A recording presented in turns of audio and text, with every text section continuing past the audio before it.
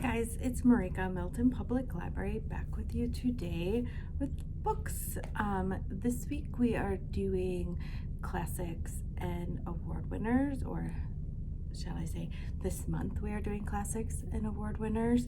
So here we go. So the first book that I have for you today is called Ban This Book, and it is by Gratz. So what happens when you ban the favorite book, the most favorite book from a bookworm?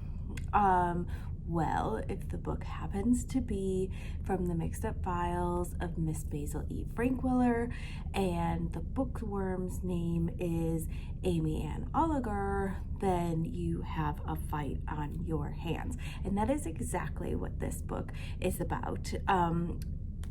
Amy's book that she checks out every week checks out as much as she can, is banned from the school and the school library, and she is not okay with it at all.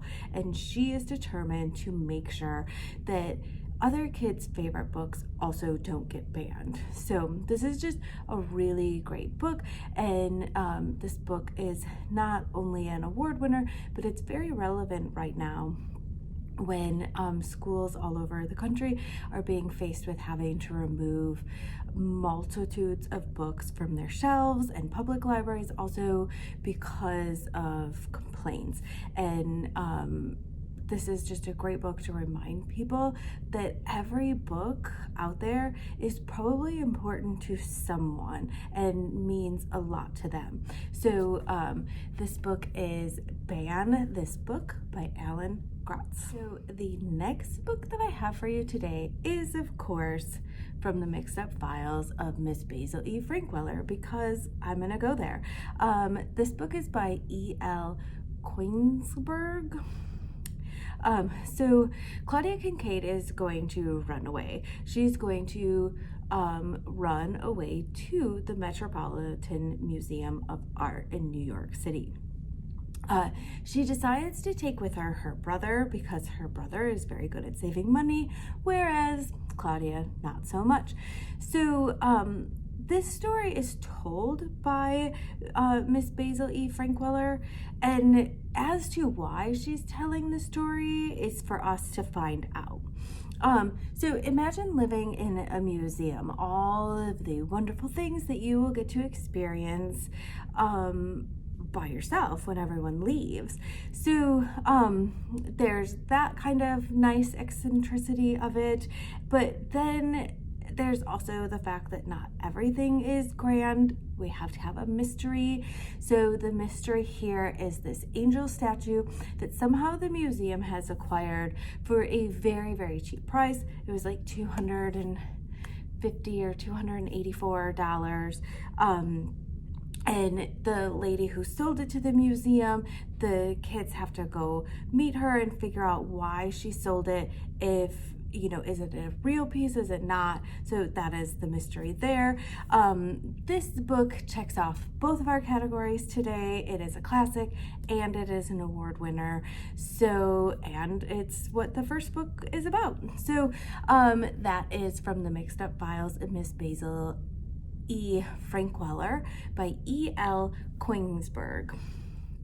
So today I am actually only bringing you 3 books because I just envisioned that I am going to talk way too much about the next book, which I'm not sure why, because it's not the first time that I've brought this book up, and will not be the last time that I bring this book up, but every time a category comes up that this book will fit into, I am going to talk about it, and I am going to rant on and on and on about it. So this book is The Wonderful Wizard of Oz by L. Frank Baum.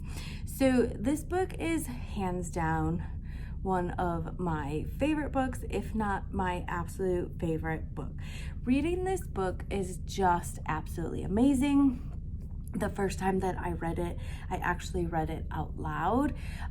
It was a summer thing, and it was just, the characters in this book are just meant to be out loud. So if you have parents, this is a fantastic book to read with your parents, and you each get to be a character. Or yeah, it's just absolutely, the scenery of this book is magical. There's just you literally feel like you're there. You can see it. It's beautiful, yet somehow realistic. Like, you can picture the villages, the different areas, the China one where everything is like really breakable and you have to be careful of what you touch. It's just absolutely magical. So this book is about Dorothy. Dorothy is in the book, not the movie. If you've ever seen the movie, it's not the same, and you should just disregard the movie altogether, because the book is magic and the movie is not. So in the book, Dorothy is like 8 or 9, whereas most people think that she's older. She's a very young child who lives with her aunt and uncle on this farm in Kansas, and they live in this really just like shack. There's no other word for it. It's a shack, which was very prevalent at that time for people like her family. They had like a family room. It was a one room sort of place. Anyways, this tornado hits Kansas, and Dorothy can't get into the storm cellar in time because of her dog Toto. And so she runs into the house to find it, and the house is swept up in this tornado, and her and Toto are taken and dropped off in the wonderful Wizard of Oz. So in this whole land. So when she's dropped off, she lands on the Wicked Witch of the East and kills her. So that is Dorothy's welcome to this land. She lands on a person and they die, which is, tragic. And when you are 8 or 9 years old, that's even more tragic. So this whole event starts all of these chains, and Dorothy just wants to go home, and everyone is actually excited that she killed this witch, but Dorothy is not. She is absolutely devastated, and she just wants to go home, and she doesn't know what's going on, and she's this child.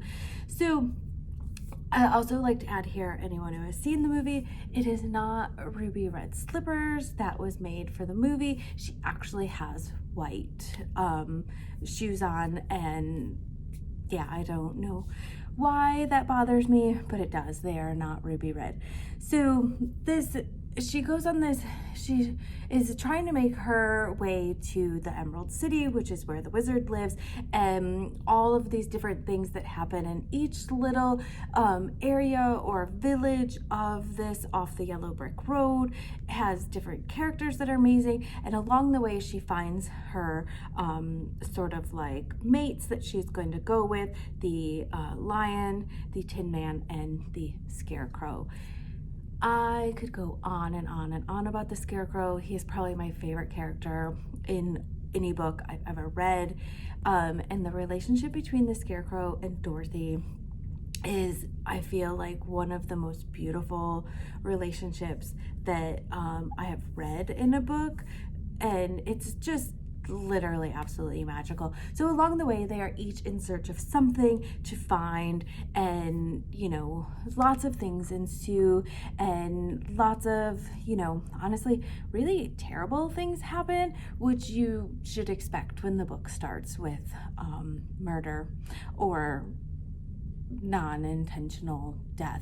So it's just a really fantastic book, and I recommend that you read it aloud to everyone, and then you listen to it, because listening to the audio version of it is absolutely magical too, and there's so many things that you will pick up on. So this is part of a very long series. I have never really gotten into the rest of the books. Part of me feels like maybe I'm a little scared, because this book just touched me in so many amazing ways that I'm afraid that it's gonna be ruined if I don't like the other parts of the series. So it's just absolutely beautiful, and I went on and on and on, just like I said, which is why I only have 3 books this week. I'm sorry, but you should absolutely read this book if you have not. If you have read it again. read it like 10 more times because it's amazing. So that is The Wonderful Wizard of Oz by L. Frank Baum. So those are my books for this week. I hope that you want to go out and pick one up. Just so you know, we do have these books here at the library, or could get them for you. And as always, your library card is free. So you enjoy. Bye.